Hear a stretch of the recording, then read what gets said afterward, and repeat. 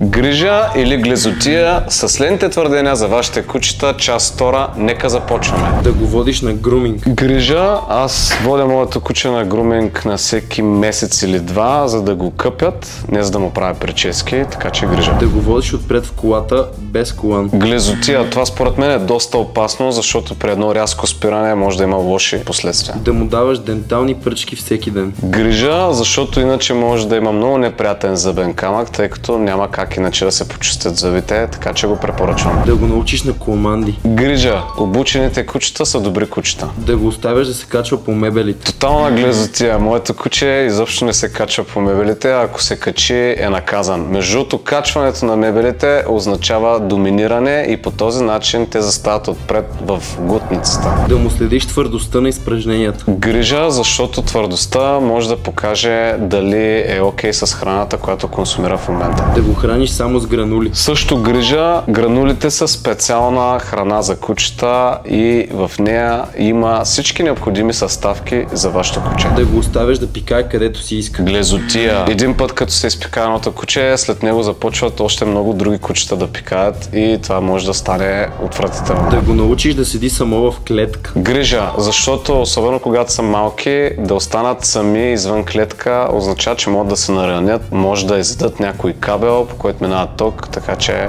грижа. Да го обезпаразитяваш всеки месец. Грижа, особено имайки предвид на колко много места в нашите градове не се пръска срещу кърлежи, комари и така нататък. Напишете в коментарите дали сте съгласни с моите отговори и дайте предложения за следващите твърдения.